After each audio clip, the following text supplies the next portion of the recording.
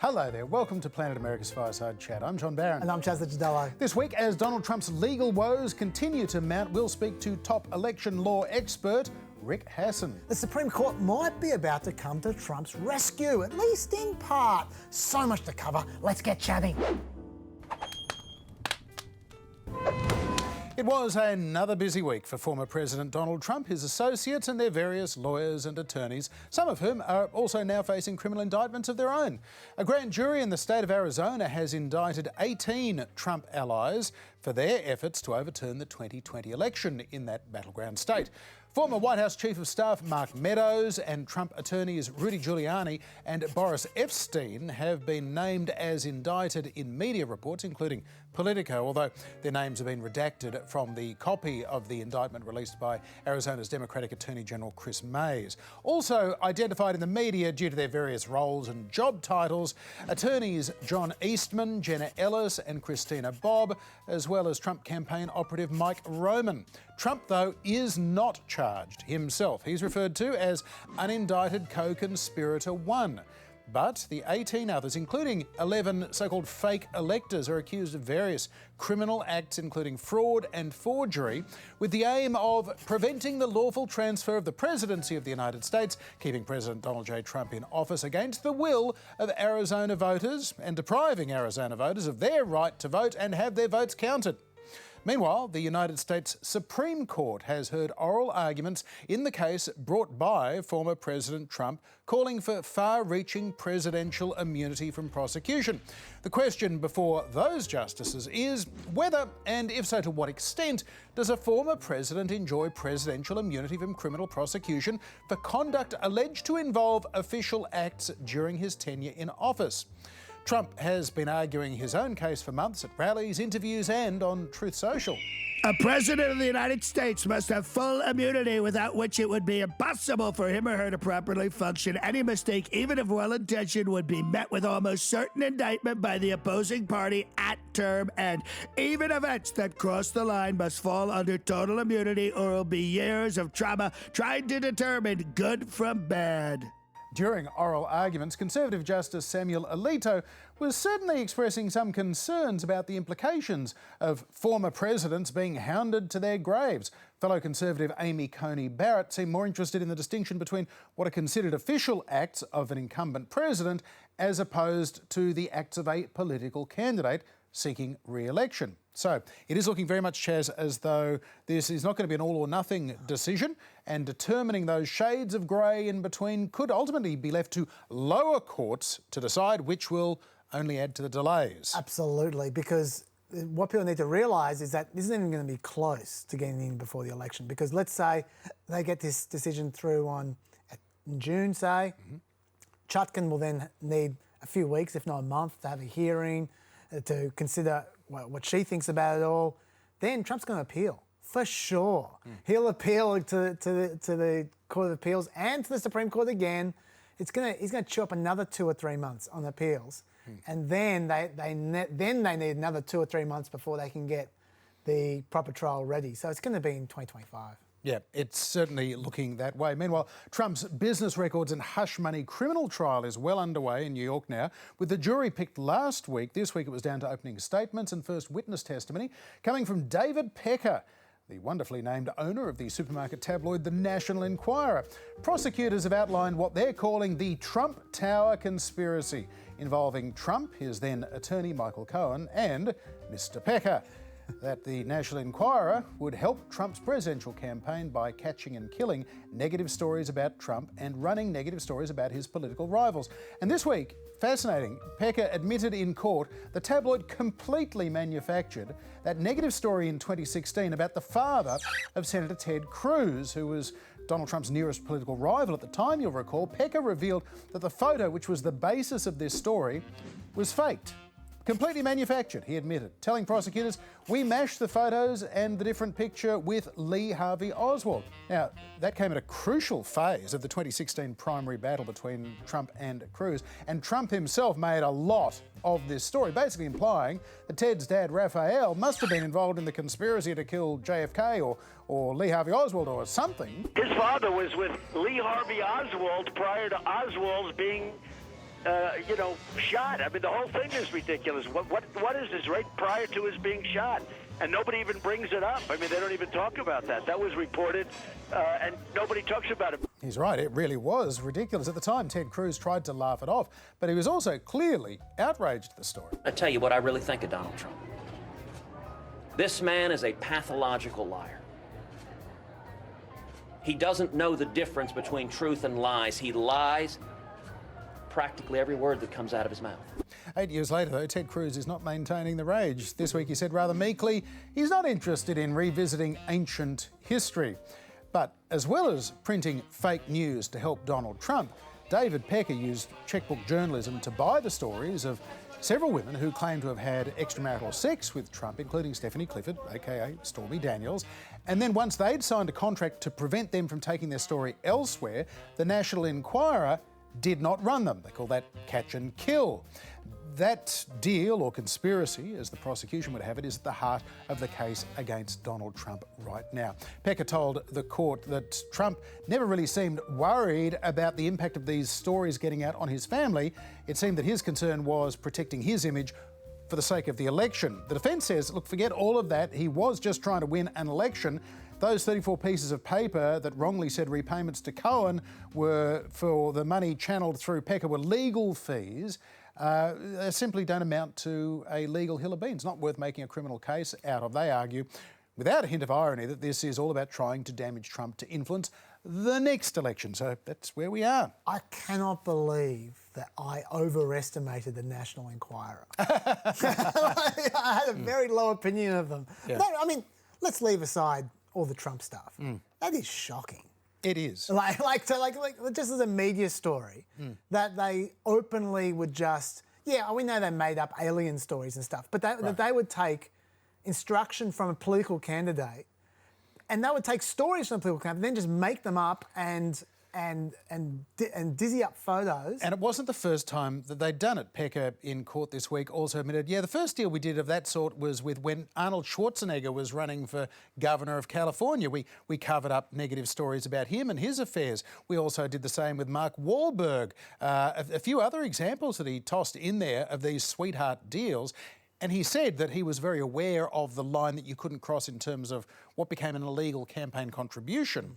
And his implication was that Trump has crossed that line. That's at least David Pecker's version of history. That's his view. Yeah. But something I'm finding really hard with this case is that it's really hard to follow, especially the legals, because the legals are so confusing. But just everything is hard to follow because not only is it not televised, the transcripts are, they come days later. You can only read a page at a time. Like each page is separate. Yes. It's its own web page. Yeah, really hard. Really annoying. You can't copy and paste or anything. You can't search, which makes it really, really hard to process. And so what that means is that the information we're getting is it's only what's reported essentially, and it's not always reported very well. Let me give you an example. Just from this week's show on Wednesday, you might recall this. Then Trump posted an apparent quote from Waters on Truth Social saying, they are catching undercover liberal activists lying to the judge in order to get on the Trump jury. It's supposedly a quote from Jesse Waters. Now that sounds very much like a comment about potential jurors.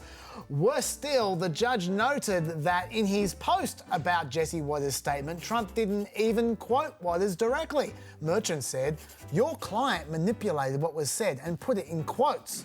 Trump's lawyer agreed it wasn't a true repost, but argued it still wasn't clear that he'd violated the gag order.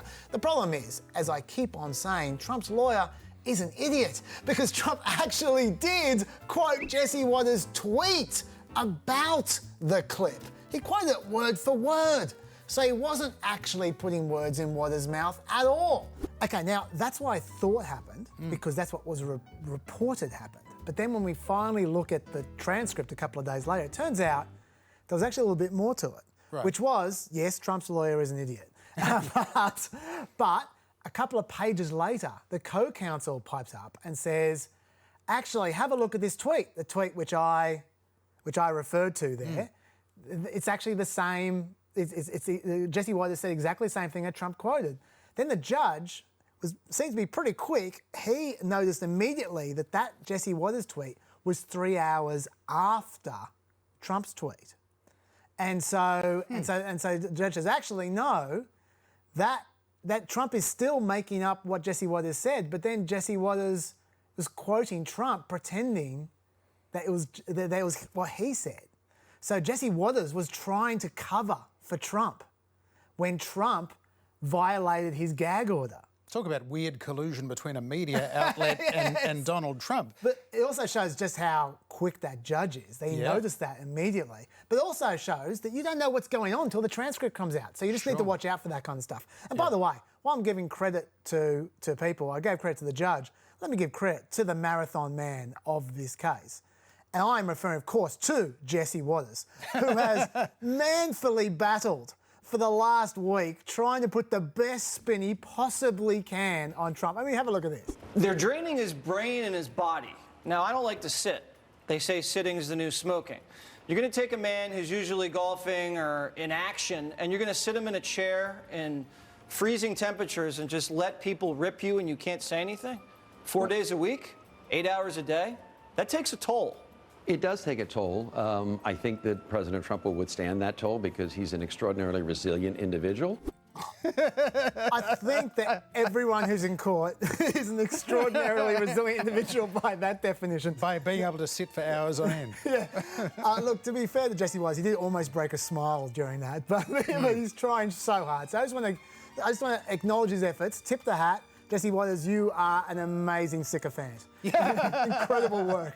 Gormless hack was what sprang to my mind, but still, for more, we're joined by one of America's leading election law experts, Rick Hasen. He's a professor of law and political science at UCLA in California, where he directs the Safeguard Democracy Project. He's also the author of a new book. It's called A Real Right to Vote. Professor, thanks for joining us on the Fireside Chat. It's great to be with you. So what did you make of the proceedings overnight our time in the Supreme Court in the Trump immunity case? We heard more than 3 hours of oral arguments, lots of questions from the justices. Where do you think the majority of the court might be headed on this? It looks like they're heading somewhere in the middle between the positions of the two parties. That is, they're not likely to agree with Trump's lawyer that essentially assassination or commanding a coup would be something that the president could do without potentially facing criminal liability. But they're also not likely to agree with the U.S. government that many actions could be subject to ordinary criminal liability against a former president, so long as we have to rely only on prosecutorial discretion and the discretion of the grand jury that might indict. The key point here is that it's going to take a while before the court sorts it all out, and time is on Donald Trump's side. Do you think it's reasonable for the Supreme Court to essentially build an entire new set of guidelines for presidential immunity when they don't need to do that to adjudicate this case? Well, I think the Supreme Court didn't need to do anything in this case at all.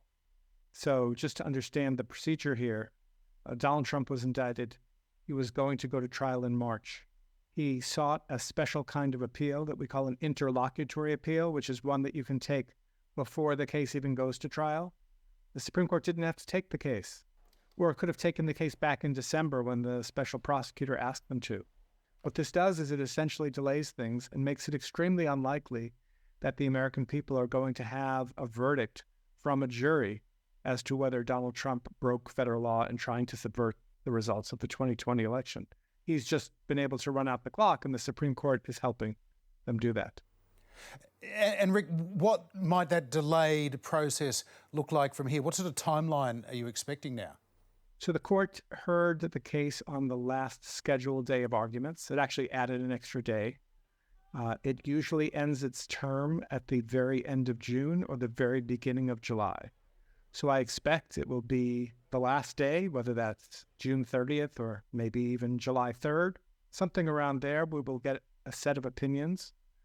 That set of opinions is likely to impose some kind of split the baby result that is going to require more work in the Court of Appeals, potentially more work in the trial court, potentially more attempts to appeal to the Supreme Court before there can be a trial.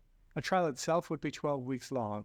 So really it's hard to imagine, unless the court somehow gets things out faster and has a very clean opinion, that there can be any kind of trial that could be concluded before the early November U.S. elections.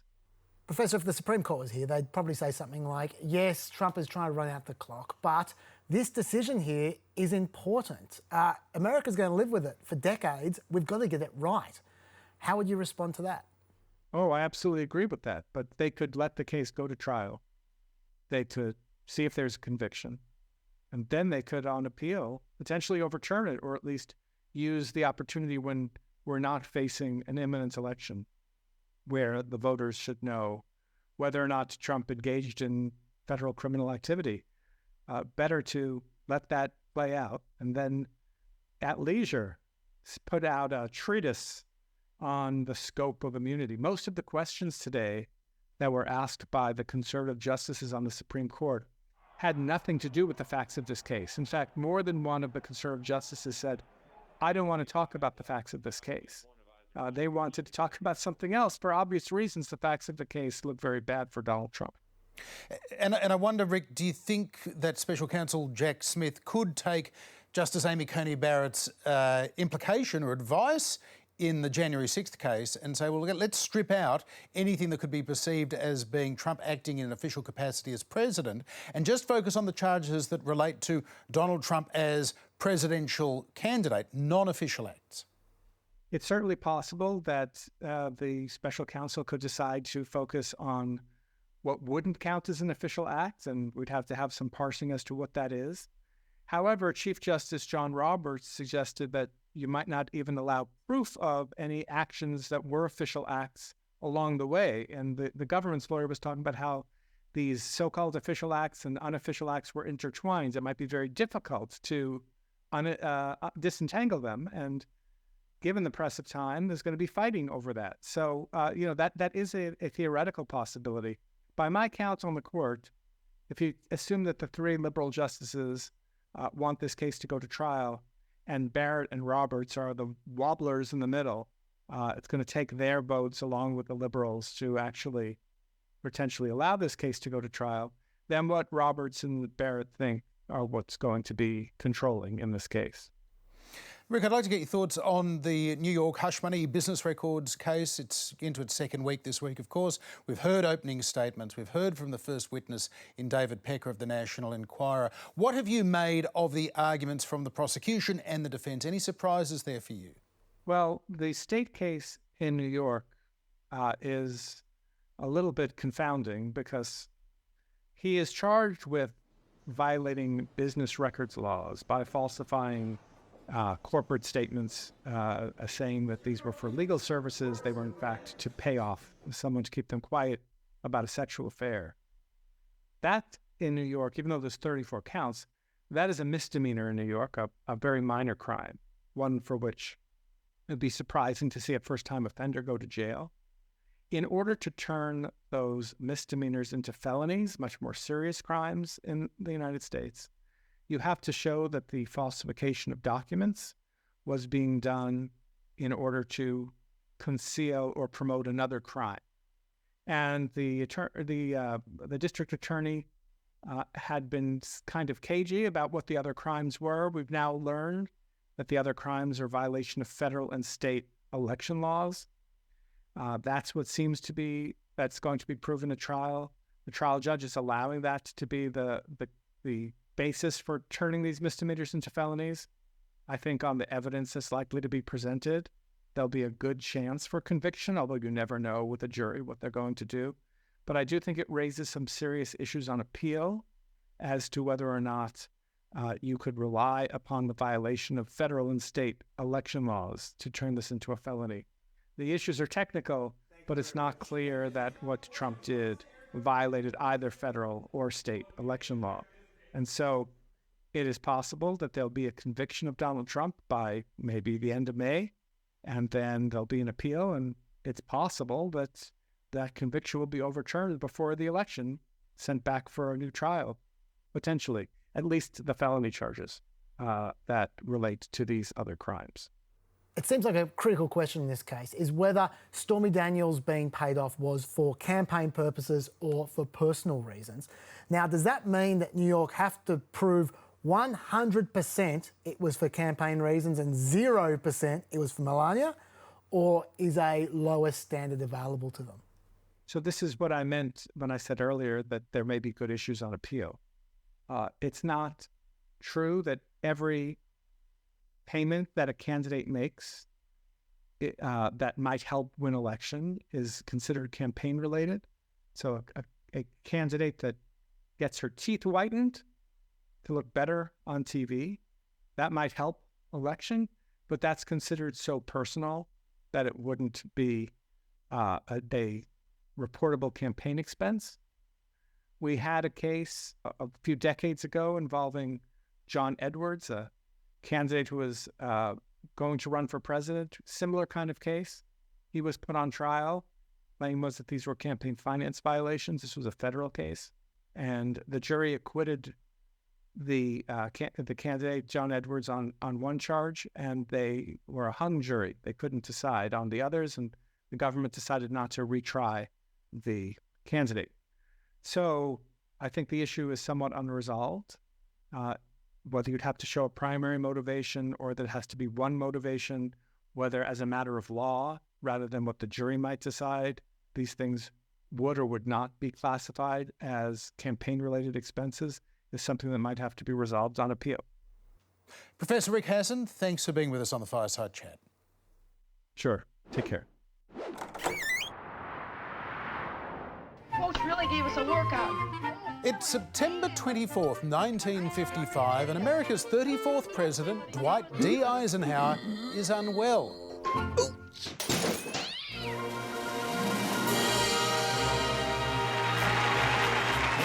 The Allied Supreme Commander in World War II and mastermind of the D-Day invasion was in his third year in the White House, and despite his popularity, at the age of 64, unsure whether he would run for a second term the following year. The previous day, Eisenhower, known to all as Ike, had been playing golf during an extended working vacation in Colorado. And now, let's enjoy an intermission. Try our delicious hamburgers. The hamburger he'd had at lunch was giving him heartburn, or so he thought. He'd gone to bed early but woke at about 2 a.m. with severe chest pain. First Lady Mamie Eisenhower called the president's personal physician, who administered morphine to help the president sleep. It took almost 12 hours for an electrocardiogram to be called for and determined he'd suffered a heart attack. Only then was Ike taken to hospital.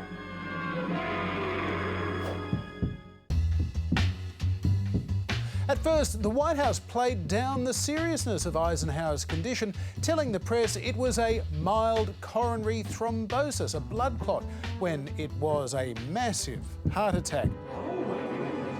That lack of candour wasn't so unusual. The American public, members of Congress and even his cabinet had no idea how severe President Woodrow Wilson's stroke had been in 1919. It left him paralysed down one side of his body. People knew Franklin Roosevelt had suffered from polio before he was elected, but the extent of his disability was concealed, as was his advanced heart disease, which saw him die in office in 1945. And here it is for the first time. This was a decade later, a decade which had seen the arrival of television in millions of American homes, and with it, an appetite for news. Other important Washington developments today. That year, Eisenhower had let cameras into his press conferences for the first time. Well, I see we're trying a new experiment this morning. I hope it doesn't prove to be a disturbing influence. Eisenhower had been concerned at the way both Wilson and Roosevelt had misled the public. And besides, he was going to be in hospital for a while, so he decided to lay all of his health cards on the table. Summoned to the hospital, a famed Boston heart specialist, Dr. Paul Dudley White, declared that prospects were reasonably good for the president's complete recovery. Paul Dudley White was the best-known cardiologist in America. After tending to the president, he gave the press, and by extension the American people, a long medical lecture-like briefing, taking all of their questions. It was boring, but it was effective. The chances are that the president should be able to carry on an active life satisfactorily for another 5 to 10 years. Eisenhower spent more than 6 weeks in hospital, and his return to Washington, D.C. in mid-November was cause for celebration. I am happy the doctors have given me at least a parole, if not a pardon, and I expect to be back at my accustomed duties, although they say I must ease my way into them and not bulldoze my way into them. Ike's illness and recuperation had become part soap opera, part public health message, as doctors warned that certain foods, salt and cigarette smoking increased the risk of heart attack. Ike is relaxed and in high spirits as he arrives in Georgia for a brief vacation. During his stay, the president is expected to make his fateful second-term decision, to run or not to run. Weeks of speculation followed. I have nothing to hide here, and I'm certainly not trying to be coy. Then, finally, in February 1956, 5 months after his heart attack, Eisenhower announced he would run again. And that November, he won a second term in a landslide. Bless America, my home, sweet home.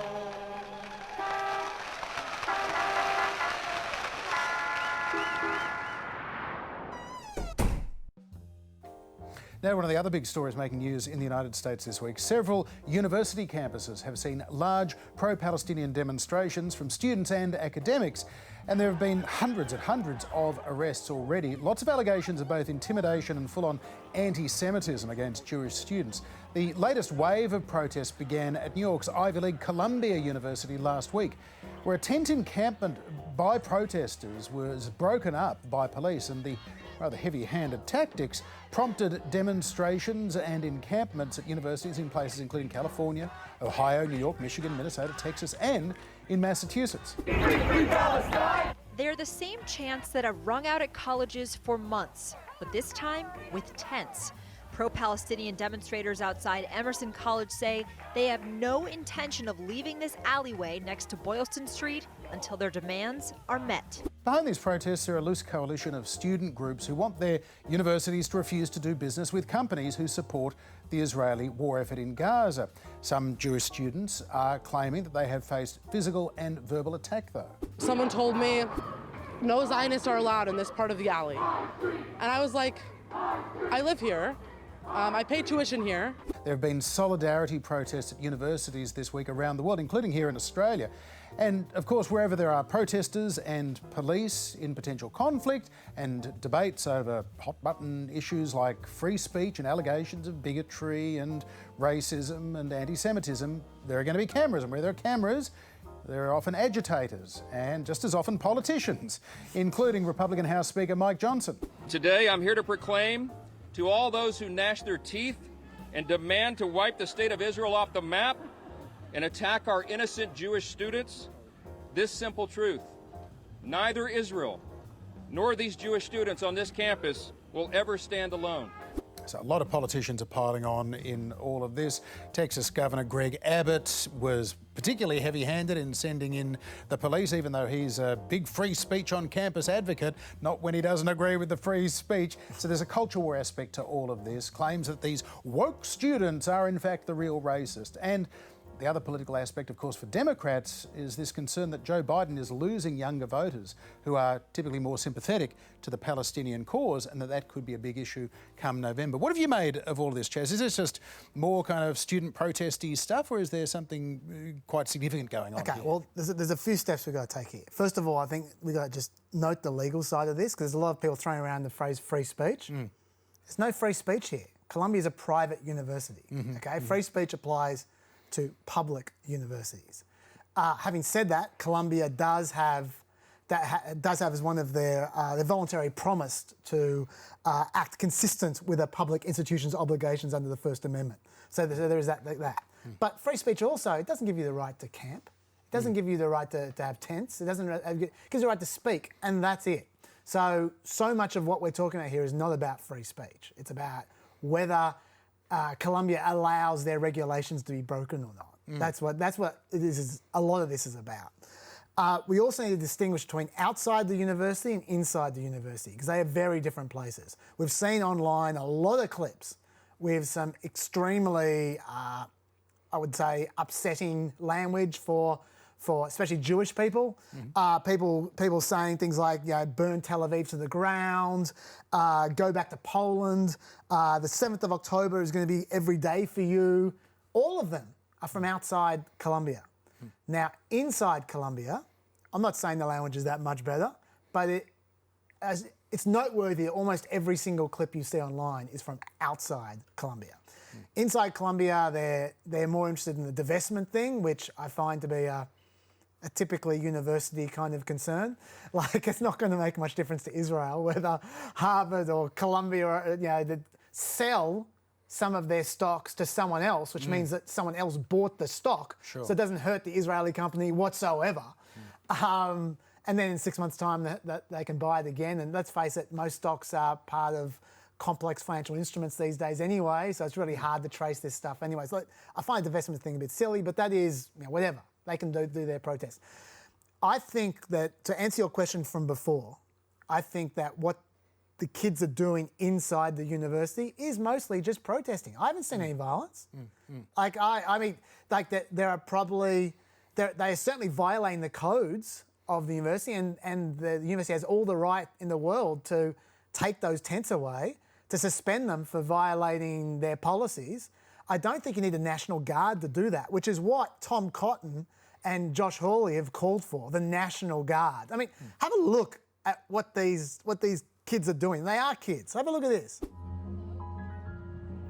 This is an interpretive dance. This is called Strings for Decolonisation. This is the kind of stuff that is going. Now, I know it's not all like this. I know there is some ugliness, but these are the kinds of people we're talking about here. They're not very violent. The police could handle this. If you wanted to take away the tents, the police could handle this. You don't need to get the National Guard involved. And so I feel like there is a lot of over-the-top hype going on with this. And I feel like if there wasn't political hay to be made, people would just treat it like every other protest. Yeah. I'm not the first person to make this analogy, but if we're talking about another minority, if we're talking about black people, we're talking gay people, and you had the same kinds of chants, and you had a gay person or a black person listening to that, you would expect them to be scared. Yeah. And so I can understand where they're coming from, even though I do appreciate the free speech and I am amused by the strings for decolonisation. There are two sides of this coin. Now, you've got a new special wonky feature for us. Oh, it's super wonky. I'm going to start to my policy. Not all the time, don't worry, don't turn off. But every now and then I'm going to throw in a little bit of policy because we're coming towards an election and these things, they used to count, if not now. Today, I want to look at the candidates' policies on steel tariffs. Let's start with Trump's first term. Back in 2018, Trump imposed tariffs on 25% of most imported steel products, 10% on most imported aluminiums. Now, Congress are meant to usually impose tariffs, but Trump used a slightly dubious legal basis, claiming it was for national security reasons. Given America's biggest supplier of steel products is Canada, I think America's going to be okay on the national security front. But anyway, let's see 6 years later what effect those tariffs have had on, say, jobs in the steel and aluminium industries. Did they help? Not very much, okay? You can see before and after the two dots there. Let's see, did they at least lead to an American steel manufacturing production running close to the capacity, at least? No, it did not. Once again, you can see before and after. It went up briefly, you had COVID, and it's since gone down. Fine. Well, you'd expect tariffs to at least boost local steel production, at least. And look, at first, steel mills went from producing 81 million tonnes to 87 million tonnes. But by 2022, they went back down to 80.5 million tonnes. In 2023, they were 80 million tonnes. That's lower than they were before the tariff began. So why is this? Is this a Joe Biden problem, maybe? Well, look, firstly, the steel tariffs affected almost no one because Trump immediately gave exemptions to America's biggest importing countries of steel. Canada, Brazil, South Korea and Mexico. Really, these tariffs are all about China, like so much of Trump's first term, and they amount to only 2% of total imports. To the extent that they made an impact, it wasn't necessarily a good one either. You see, tariffs do in the short term prompt people to buy less of the foreign steel, more of the local steel, sure. But there are only about 137,000 steel and iron workers in the country, and tariffs raise prices for the 6.5 million workers in industries that use steel or aluminium for the goods that they manufacture. Which is why economists found a net decrease in manufacturing employment associated with these steel tariffs back in 2019. Now, that's all in the short term. In the long term, which we're approaching now, when you raise the prices of steel, manufacturers will try to find ways of using less steel. So that might be part of the reason why before the tariffs, the US economy used an average of 100 million tonnes of steel and 5 million tonnes of aluminium a year. But by 2023, the economy used only 93 million tonnes of steel and 4 million tonnes of aluminium, even though the economy was 10% bigger in inflation-adjusted dollars in 2023. So that's how the steel tariffs worked. So what did Joe Biden do about them when he took over? He didn't touch them. And his policy for 2024? I'm calling on her to consider tripling the tariff rates for both steel imports and aluminum imports from China. He wants to triple the tariffs, although to be clear, he's not tripling Trump's tariffs. He's raising some other steel tariffs from 7.5% to 25%. These new tariffs would be in addition to and separate from the previous Trump tariffs. He'll impose them using a different law, which is slightly less dubious, but he's still lifting steel tariffs. And what's Trump going to do in 2024? China came in, they were going to destroy our steel industry, and I put tariffs, big tariffs, 50% to 100%, but 50% for the most part. It stopped it. I have steel people that every time they see me, they start to cry. They hug me. They said, you saved our industry, but now we're letting it go. Now the Washington Post is saying that you're talking about 60% tariffs on Chinese goods. Is that in the cards? No, I would say maybe it's going to be more than that. Now I'm going to leave the steelworkers with tears in their eyes to one side, but as far as policy goes, John, there are your choices in this election between more steel tariffs or more steel tariffs, even though they have demonstrably not worked. That's populism for you, John. Yes, and that always seems to work. Before we go, Chaz, let's bust some malarkey. That's a bunch of malarkey. And a story told by President Biden last week raised more than a few eyebrows. He was talking about his uncle Ambrose Finnegan, known as Bosie, who was killed in World War II. Biden went to the War Memorial in Scranton, Pennsylvania, which has Finnegan's name on it. And here's what he said later in the afternoon to a group of steelworkers. He flew those single-engine planes as reconnaissance over war zones.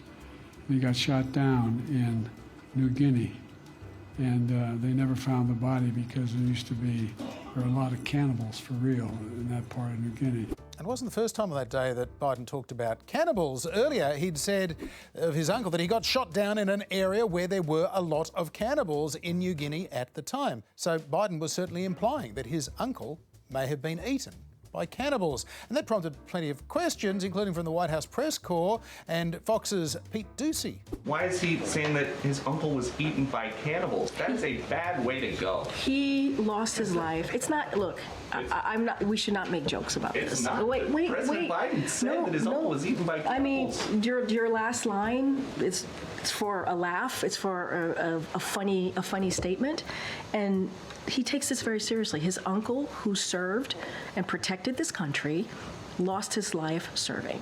And that much is certainly true. Lieutenant Finnegan was believed killed when his plane went down off the coast of PNG in May of 1944. According to official Defence Department records, there was just one survivor from the crash.